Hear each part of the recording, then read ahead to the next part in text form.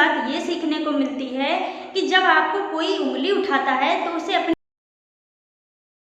स्वागत है आपका हमारे चैनल वंडर वुमन में, जहां हम आज एक और नई कहानी लेकर आ गए हैं। आज हम बात करने वाले हैं कल्पना सरोज के बारे में। इनकी ज़िंदगी की कहानी बहुत ही प्रेरणादायक है।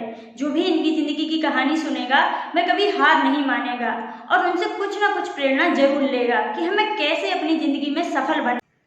कल्पना सरोज की लाइफ के बारे में लड़कियों को खासकर सुनना चाहिए, क्योंकि उन्हें कैसे ज़िंदगी में आगे बढ़ना है और किन मुसीबतों का सामना करना पड़ता है वो वही जानती हैं। तो इसके लिए उनकी ज़िंदगी से हमें बहुत कुछ सीखने को मिलता है।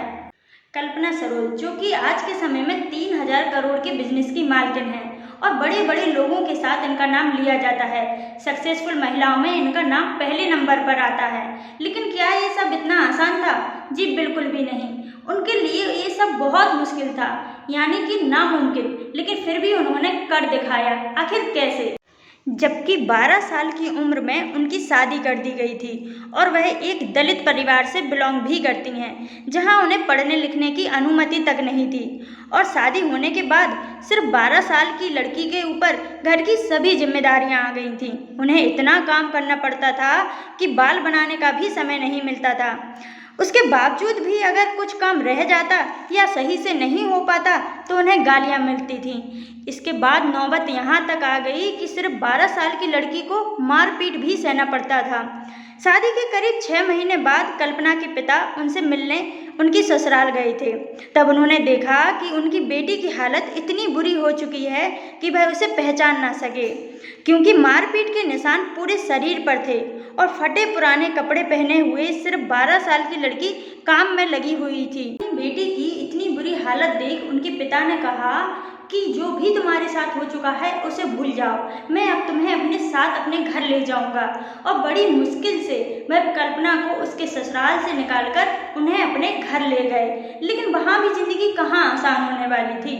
जैसे ही वहाँ वह घर पहुँची तो उनके मायके वाले उन्हीं पर ताना कसने लगे। लेकिन समाज के कुछ ठेकेदारों ने तो यहाँ तक बोल दिया कि लड़की की डोली मायके से और अर्थी ससुराल से ही उठना चाहिए, वही लड़की की ज़िंदगी सही होती है। ऐसे लोगों ने कल्पना जी का मायके में रहना भी मुश्किल कर दिया था। तब उन्होंने सोचा ऐसी ज़िंदगी से तो मर जाना अच्छा है और एक दिन पॉइजन पी लिया।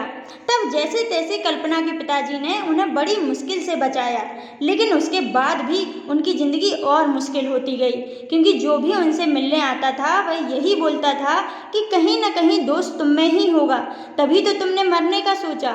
अगर तुम्हें मरना है तो खुद मर जाओ, लेकिन हम पर दोष नहीं आना चाहिए। ऐसा उनके रिश्तेदार आकर उन्हें ही बोलकर जाने लगे। तब उन्होंने ठान लिया कि मुझे मरना नहीं है और कुछ ज़िंदगी में करके दिखाना है। उन्होंने मुश्किल से ये फैसला लिया था, लेकिन वही फैसला उनके आगे चलकर काम आया। और तब उन्होंने सोच लिया मुझे मुंबई जाना है और मुंबई जाकर कुछ काम करना है, मुझे अपनी ज़िंदगी में कुछ बनना है। और उन्होंने अपनी माँ से बोला मुझे मुंबई जाना है, वहाँ जाकर बड़ी बड़ी कंपनियों में मैं कुछ काम करना सीख सकती हूँ। लेकिन ये इतना आसान नहीं था। उनकी माँ ने उन्हें तुरंत मना कर दिया। उनके पिताजी भी इस बात में सहमत ना हुए, लेकिन उन्होंने जिद पकड़ ली और उन्होंने धमकी दी अगर इस बार आपने मुझे मुंबई नहीं जाने दिया तो मैं ट्रेन के नीचे आ जाऊंगी और इस जिंदगी को जो कि नर्क के समान है उसे खत्म ही कर दूंगी। तब उनके पिता ने बोला ठीक है आप जाओ, और जैसे भी उन्हें पहुंचाया और मुंबई जाकर वह एक पहचान के चाचा चाची जी के पास रहने लगी।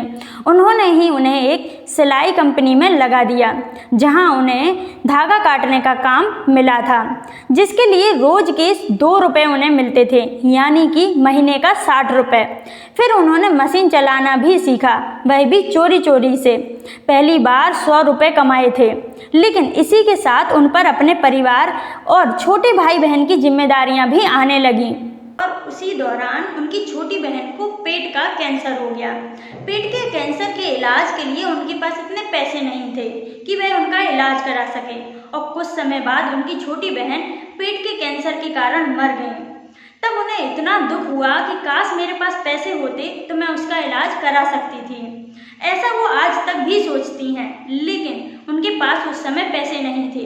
तब उन्होंने सोचा कि मुझे कैसे भी करके पैसा कमाना है। पैसा कमाना ज़िंदगी में बहुत ज़रूरी है, तभी हम अपनों का इलाज करा सकते हैं या ज़रूरत पर काम आ सकते हैं। लेकिन तब उन्होंने समझ नहीं आया कि मुझे कैसे पैसा कमाना है। लेकिन उन्हें इतना पता था कि मुझे कैसे भी करके पैसा कमाना है। तब उस समय उन्होंने एक गवर्नमेंट स्कीम के बारे में सुना, जिसमें कुछ लोन मिलता था। सरकार की तरफ से उन लोगों को वह लोन दिया जाता था जो कुछ करना चाहते हैं और जो कि पिछड़े वर्ग से हैं। तब उन्होंने उस लोन के लिए अप्लाई कर दिया और कुछ समय बाद वह लोन उन्हें मिल भी गया। लोन मिलने के बाद उन्होंने एक छोटी सी दुकान खरीदी, जिसमें फर्नीचर का काम शुरू कर दिया और कुछ समय तक वह उसी में काम करवाते रहीं, जिससे उन्हें थोड़ा पैसा आने लगा था। लेकिन उसी के बाद उन्हें एक ज़मीन का ऑफ़र आया, पर उस ज़मीन को कोई खरीदना नहीं चाहता था। उसमें कुछ प्रॉब्लम होने के कारण उसे कोई ले ही नहीं रहा था। तब कल्पना के पास भी यह ऑफ़र आया कि उस ज़मीन को ले लो। तब उन्होंने कम पैसा में समझकर उस ज़मीन को खरीद लिया और आगे चलकर वही ज़मीन उनकी करोड़ों की हो गई। तब से उनकी सफलता की शुरुआत हो गई और फिर वह आगे बढ़ती गई। तो इस प्रकार हम कल्पना सरोज की कहानी से बहुत कुछ सीखते हैं। हमें समाज की छोटी सोच से लड़ना चाहिए, हमें उससे पीछे नहीं मुड़ना चाहिए। कैसे भी हालात हों, उनका डट के सामना करना चाहिए। समाज क्या कहता है ये ज़रूरी नहीं कि वही सही हो सकता है कि ऊपर वाले ने आपके लिए कुछ नया मुकाम खड़ा करके रखा हो। तो हौसलों को बढ़ाते रहिए और आगे बढ़ते रहिए। और कल्पना सरोज की कहानी से हमें सबसे महत्वपूर्ण बात ये सीखने को मिलती है कि जब आपको कोई उंगली उठाता है तो उसे अपनी काबिलियत जरूर दिखाएं कि आप जिंदगी में सक्सेसफुल बन सकते हैं। कभी भी अपने मुकाम को लेकर कि आप पिछड़ी जाति से हैं, निम्न वर्ग से हैं या पैसे नहीं हैं, उसे लेकर पीछे ना हटें।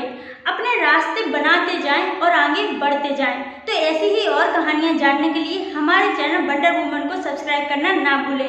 आगे भी हम और नई नई कहानियां लेकर आते रहेंगे, जिससे हम कुछ सीखते रहेंगे और सिखाते रहेंगे। तो मिलते हैं नेक्स्ट वीडियो में, तब तक के लिए tata bye bye. Thank you for watching.